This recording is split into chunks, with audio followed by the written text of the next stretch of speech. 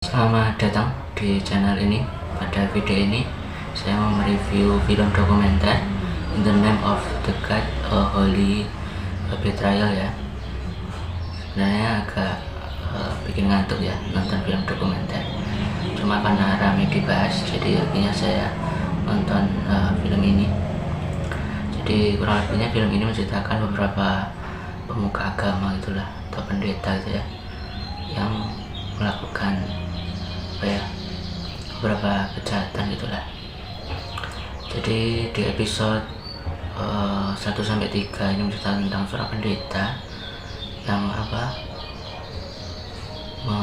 menyalahi wewenang gitulah, karena atau menyalahgunakan wewenangnya untuk melakukan pelecehan terhadap pengikut-pengikutnya gitu ya. Jadi kurang lebihnya seperti itu. Tapi yang bikin saya agak bertanya-tanya itu bagaimana sih sebenarnya hukum di Korea gitu ya. Kenapa pelaku kejahatan seksual gitu ya sudah dihukum tapi kok masih banyak yang percaya gitu ya. Yang nggak tahu ya, mungkin ya karena ini masalah kepercayaan juga. Padahal kan harusnya di cancel gitu ya orangnya itu. Nggak tahu ya sistem hukumnya di Korea. Kemudian di episode 4-5 ini tentang sebuah pembunuhan 32 orang ya secara massal atau bersama-sama gitu ya. Tapi sebenarnya ini masalah bisnis ya, tapi ada unsur pemimpinnya gitu. Tapi sebenarnya ini masalah bisnis lah kayaknya ya. Kemudian di episode ke-6 ini tentang perbudakan yang bisa dibilang terhadap para pengikutnya, disuruh kerja gitu ya, dan ya pemimpinnya sewenang-wenang gitu ya, melakukan pelecehan juga dan pembunuhan juga. Tapi karena korbannya ini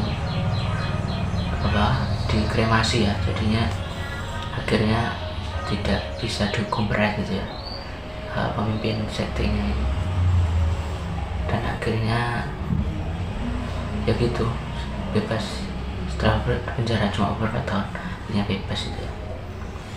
Kemudian di episode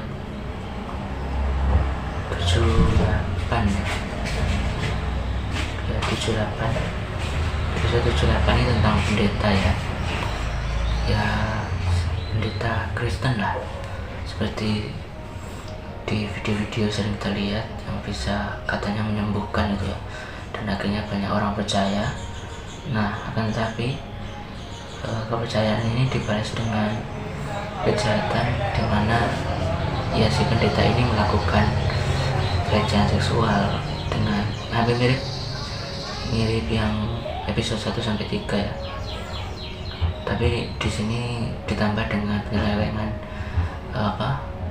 uang persepuluhan kalau nggak salah ya namanya di Kristen.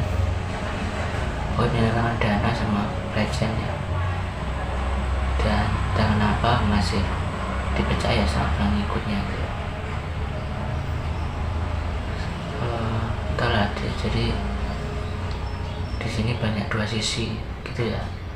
Di sisi lain menyiarkan pemahaman tentang keagamaan, cuma ternyata di belakangnya menyalahgunakan iming-iming gitu ya, bakal masuk surga kalau mau, pokoknya intinya pelecehan itu iming-imingnya untuk melayani Tuhan gitulah, melayani Mesias gitulah, Nabi gitu.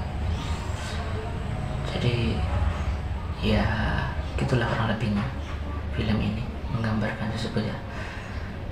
Lebih sudut pandang ke korbannya ya kebanyakan.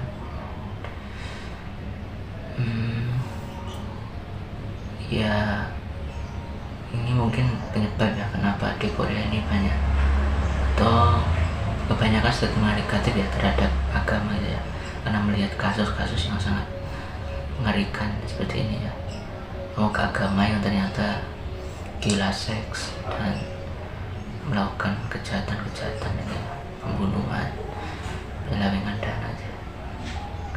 Tapi sebenarnya di sini ya juga membuka mata gitu lah ya, kalau kita pengen ikut suatu agama gitu ya kita harus pakai logika juga gitu loh.